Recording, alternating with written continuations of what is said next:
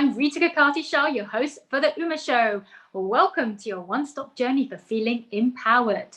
We're a platform for change. We build confidence. We are your voice. We want you to be bold, be you, be Uma. Today, we're exploring successful women entrepreneurs, and I'm so excited to be joined by a goddess of go-getting, Payal Saha, who is joining us from New York City, and she is the founder of the Gati Roll Company. Welcome, Payal. Thank you for joining us today. Thanks for having me. You're so welcome. So tell us, you're a girl from Kolkata originally. Walk us through your background. Where were you born? How did you grow up? I was born in Calcutta, India, and that's like the east of India. And I was born into a family of entrepreneurs, actually. Both my grandfathers were entrepreneurs. In fact, one of my grandfathers jumped ship here in Ellis Island. Wow. And then he put himself through NYU through chemical engineering and went back to Calcutta to start his own paint factory. And my other grandfather was also an entrepreneur in the music business. And so I come from a family of entrepreneurs. Wonderful. I like that. So it's like a natural tie in the family blood over there. So what did you study at university? I actually went to university and studied sociology, which has absolutely nothing to do with what I do right now. Right. But I did do sociology. But what inspired that to start with, though?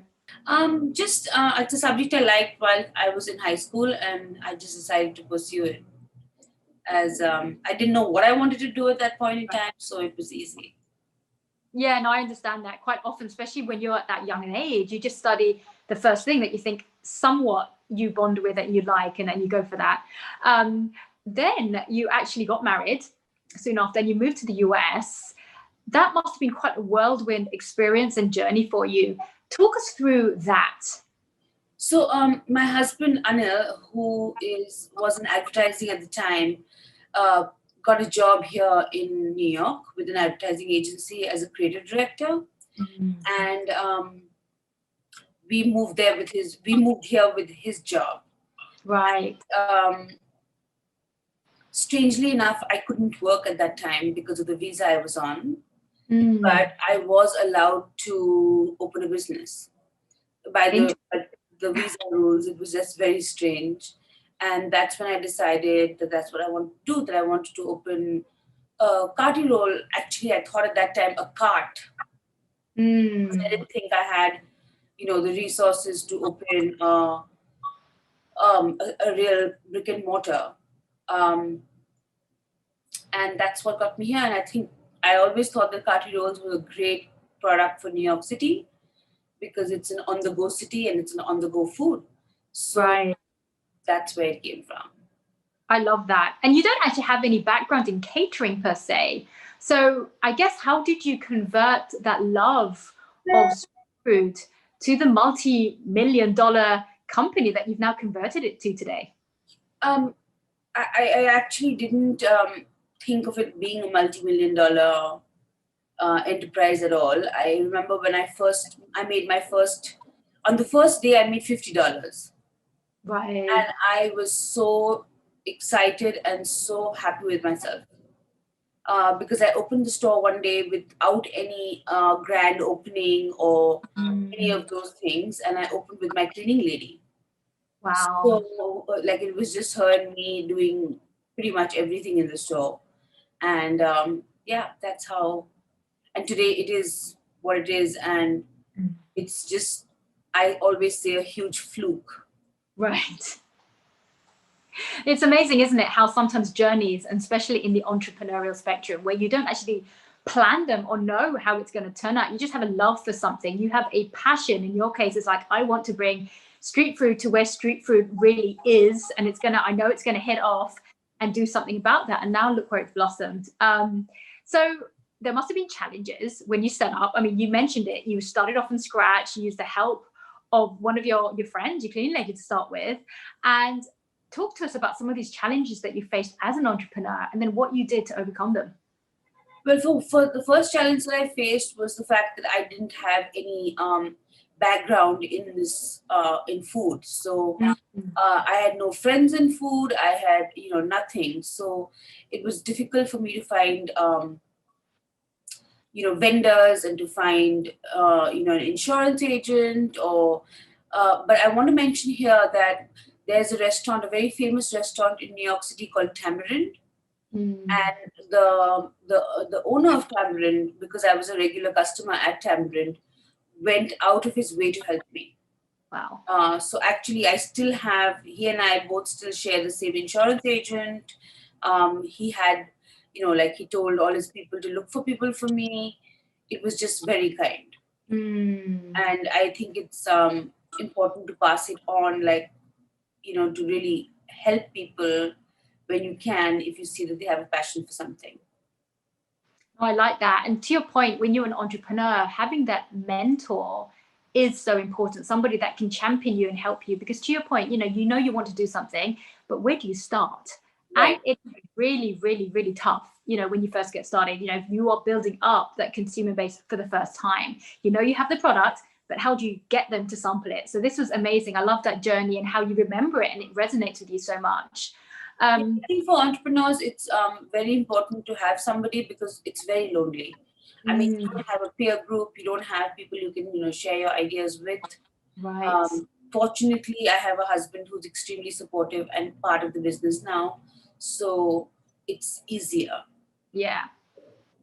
And also, you didn't have that business background. You studied sociology, as you've mentioned. So how was that part? Because obviously entrepreneurship is more than just one hat. It's the passion, it's the drive, it's being an expert in an area that was new to you as well, but it's also the business side of things. So how did you come about the business side of things? Oh, I'm a perfect zero in that.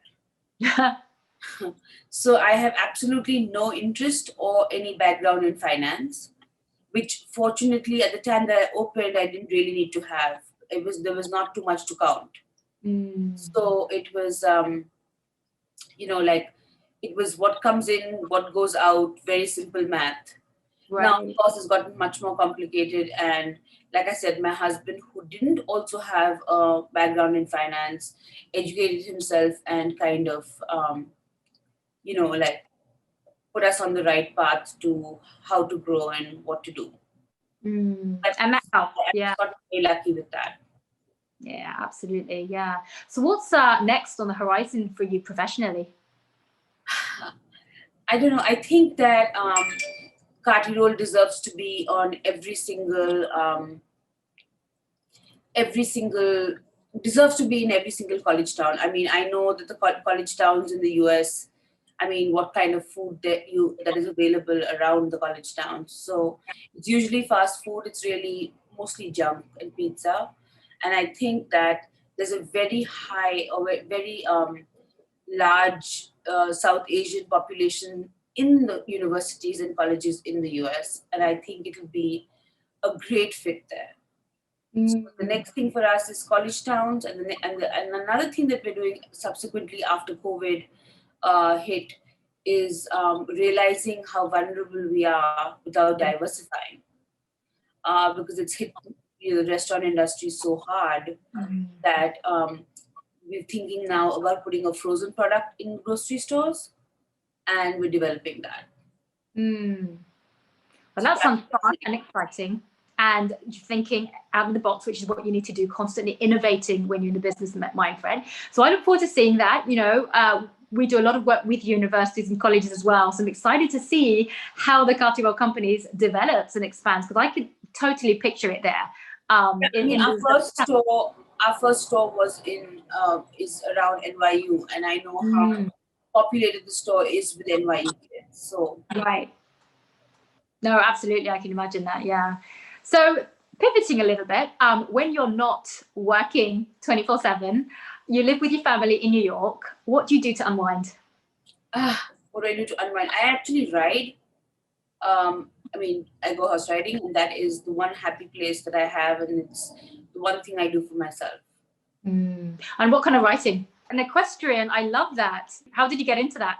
Oh, I did that when I was very small, like from Calcutta. Nice. Your time, your way to just get away with everything. I love that. Yeah. That's what it is. And I have a little boy, and So between all of these things, there's really not much more time to unwind. No, So I can imagine. Yeah. The Kati Roll Company, you've made a really big name for yourself now. Tell us exactly what it is and your breadth of what you do.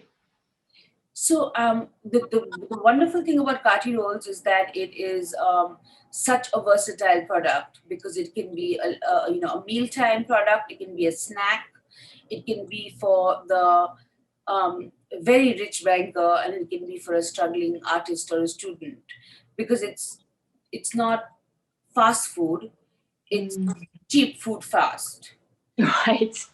So, but it's also great ingredients. So it kind of, people who don't want to eat pizza and hot dogs, it's not in that category. It's a slightly more artisanal product, and so it works with a lot of people down the line in terms of the kind of people who can eat the roll. Basically, I mean, it depends on the store. So the midtown stores are purely lunch businesses, but my McDougal Street store, on the other hand, I mean, I wish I could show you some numbers to show you that we make most of our money between 3 a.m. and 5 a.m. Wow. Which is when, all the people have finished partying and they're quite intoxicated and they need something to sober up and, finish the night with. So, the reason I'm saying that is because it's so different in terms of demographic. In the two different kinds of stores that I have. We do a lot of we do a lot of lunches in offices. So we do that a lot. And yeah, basically it's more people who come to the store. Now the delivery business is expanding, so it's a lot of delivery as well. Yeah, so that's pretty much the length and breadth of what we do. I love that. Amazing. Before we let you go, what advice would you give to any young girls out there who are thinking of getting into the restaurant business like yourself? Well, for one, plan. Don't be like me, who didn't have any plans and it just worked out. I was lucky. But I honestly believe that if you really love doing something, it will come out through the product, or it will come out through whatever it is that you're doing. It will show. You won't need too much work on that. And if the product is a good product, you will be successful in the event that you believe and you have passion, and that's all you're doing for the first 6 months of your life, is just breathing, living, the product and your business. Because it will take everything out of you. It will take, especially the food business or the restaurant business, it's a 24/7 business, and there is not, even when you're sleeping, you're dreaming it. Yeah. Or nightmaring it, whichever one you want, whichever day of the week it is. And I do believe that, really, I mean, if you put your mind to it and you really, really believe in it and really have passion, it will work out, and you should just dream whatever dream comes to you. Like, I don't think that you should, like, in any way preempt your dream. It will take another form, and water will find its level, and all that will happen automatically. Don't overthink it. Just do whatever you really feel like. I mean, or you really dream of. And don't panic. Don't panic. Don't panic. Very, very, very well said, because that's the point. When you're an entrepreneur, you can panic and you can think, oh my gosh, what's going to happen next? I love those words of yours. Thank you so much, Payal, for sharing your tremendous journey with us today. Payal Saha, who is joining us from New York City, and she is the founder of the Kati Roll Company.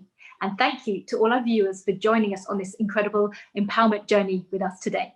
We want you all to embrace that inner goddess of go-getting. We want you to be bold, be you, be Uma.